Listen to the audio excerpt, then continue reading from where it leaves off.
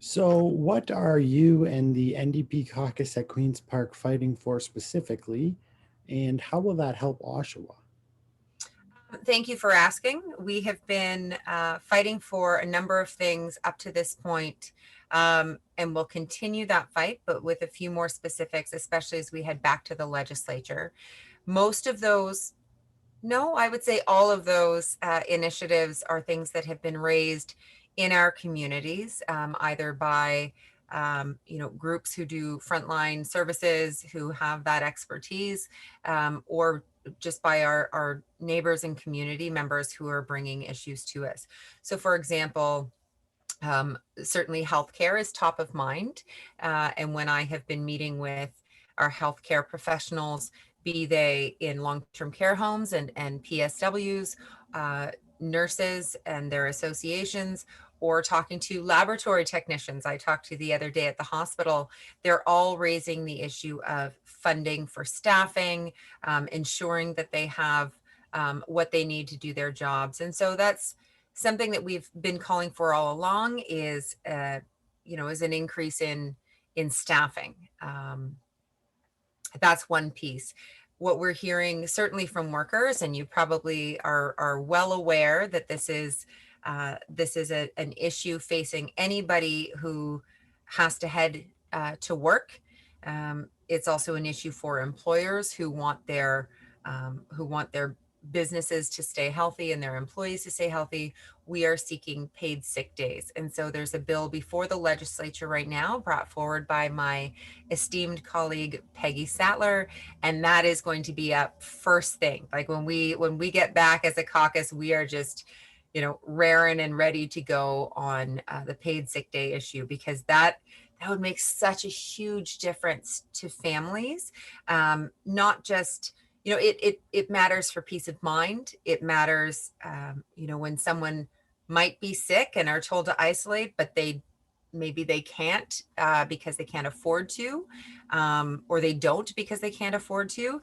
This gives them that safety, that buffer. Employers who don't have the benefits to offer, they're wanting this. And Peggy Sattler has definitely had remarkable support from all sectors. It's very interesting. Everybody recognizes this is an important piece to keep us safe. Um, Would there be one thing in particular that the government has brought in, and you were like, man, this support or this action really helped Oshawa really much? there was something early on, and it's going to sound really hyper specific, but it was something that when earlier on in the pandemic, I was meeting with all stakeholders. When I say meeting, I mean Zooming with um, all stakeholders and talking to anyone from the chambers of commerce or the downtown uh, BIAs, small business owners. There really was a need. Oh, and also the economic development folks at the region. And there was really a need for kind of centralized or provincial support as everybody was figuring out what the heck they were going to do. So um, there's a program called Digital Main Street that the province had already had pre-pandemic, but they had limited it. It no longer was accepting applications. There was sort of a cap in funding, and any businesses who had availed themselves of that program were miles ahead of other people when the pandemic hit, because they already had the online tools. They maybe could do transactions and get their goods to market, with the market being virtual. And a lot of these small businesses, they don't have the time. They're trying to run a business, right? They don't have the time to learn everything that's needed to get themselves out there. And so this Digital Main Street actually was a great program. And I had written a letter, pushing for that continuation. Again, I wrote a significant letter outlining a number of things brought to me by the chamber and the BIA, their wish list. And back then it was begging for curbside delivery and things like that now we see, right? But the government did listen to business in this regard, and brought that, continued that program. And we have seen a number of our favorite community businesses be able to continue in some capacity, switch gears. And it's tools like that that they ask for, that they need. They're not asking for, rainbows and ponies. They're asking for specifics that will allow them to continue. So it's a very small example, but it is one that was based on a specific need. There aren't too many others that are coming to mind. I know, I know that there are lots of tables and task forces and things happening. I'm hearing from public health or hearing from the hospital that there are some good conversations happening. I'm glad, but we do need to make sure that we are entirely ready when those vaccines, and we can't blame the global supply for local challenges, right? Like there are different things at play here. And in Durham region, we've actually had a rollout that it hasn't been delayed at the local level. We've had what we've needed thus far, but we need to make sure we have everything ready for the next phase. And I mean, it has not been perfect, but we're not one of the areas that has awful stories of administrators hopping the line or wasting vaccines or what have you, right? So anyway, there In are some terms things of that have been okay. long-term care, how is the situation? How would you say that the government has handled the situation specifically in the province, but then more specifically, if there's been any situations in Oshawa, and has the province stepped in right away and dealt with them? The province has not stepped in right away anywhere. They have not dealt with them. I am beside myself with frustration. My office hears from families and caring loved ones who are they're distraught. Many of them are devastated. We have grieving families. We have people who are, immensely concerned all across the region. Earlier in the pandemic, the tragedies at Orchard Villa in Pickering. I was very involved in that, spent a lot of time with the families, and was very vocal in calling for a public judicial inquiry into what went wrong, into the problems at long-term care. We didn't get that as a province. And then actually just the other day, I sent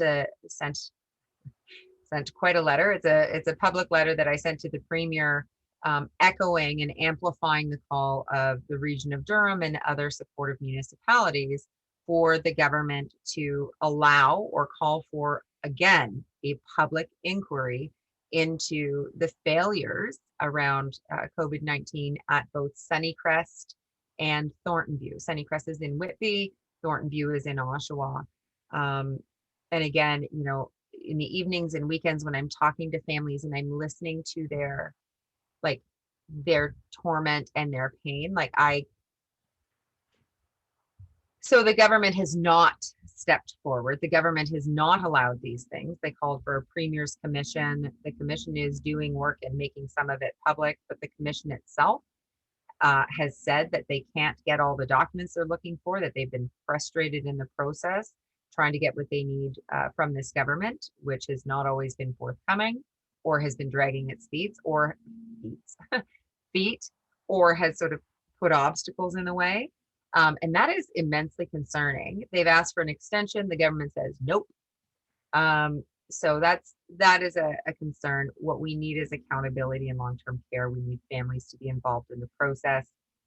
And you and I we all saw that the government, brought forward legislation to protect the private long-term care operators, and basically, build a wall around them so that people couldn't sue them or make it more challenging to take them to court for negligence and various things. And so that shouldn't be the priority. The priority should be protecting loved ones in long-term care.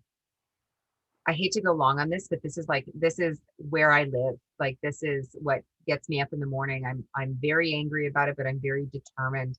And I'm working on kind of the bones of legislation right now. It's still taking shape. I'm working with the folks at Legislative Council to put forward a private member's bill that is about long-term care accountability, to try and right some of these wrongs or bring them to light. Um, it, it's gross. It's gross what has happened. Um, we've got public care and we see better outcomes. We see private care and we don't find out just how horrifying things are until you have to blow it wide open because things have gotten so bad. And when you put profits in care, you don't get the care, you get the profit.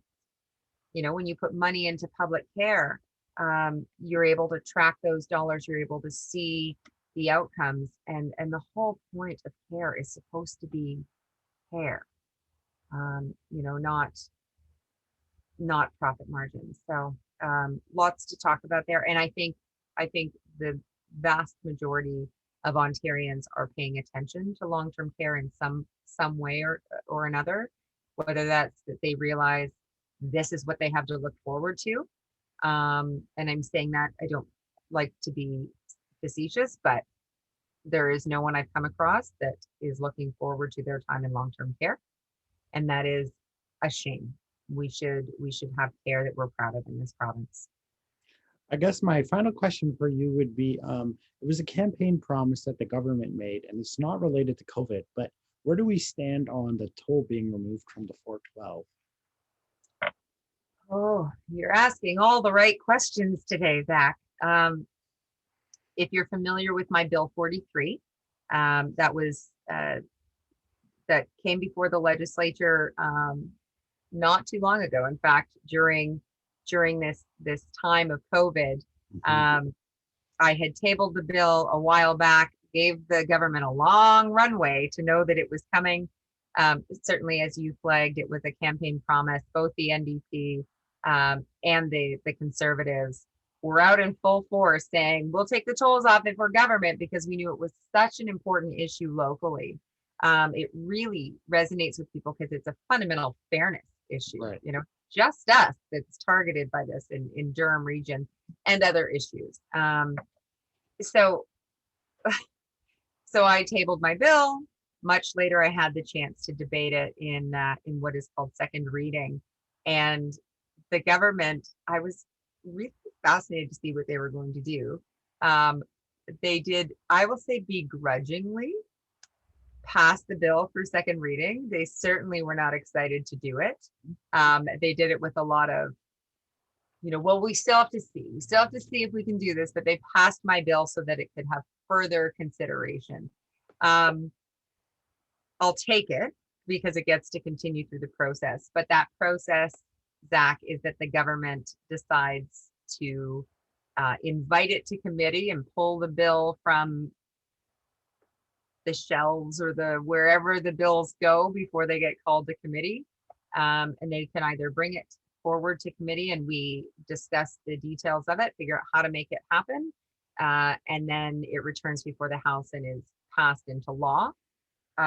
Or they just wait it out till the next election, make another promise and say, oh, we didn't have time because, you know, pandemic and things and stuff, but don't worry, we're really going to do it, which I say malarkey.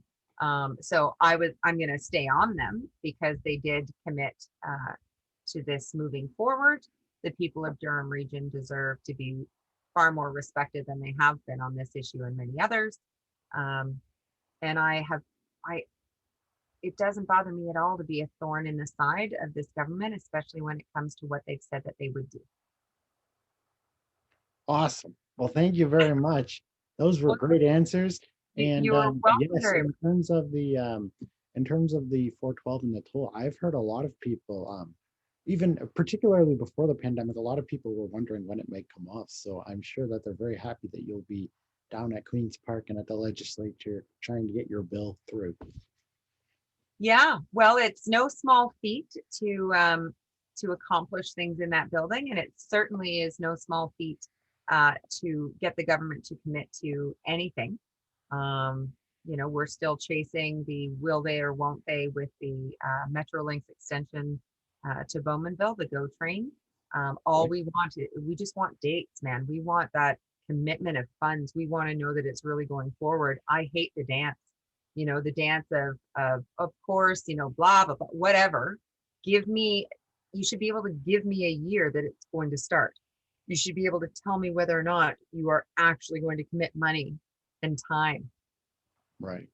So, it's enough. There are, oh, Zach, we could do this for hours. There are a number of challenges, a number of issues. And the thing is, they're ones that are very familiar to people across the region. So regardless of people's partisan stripe, um, they know that there is a need for the GO train. They know that there is a need for whichever party makes the promise to keep the promise. The tolls being a prime example.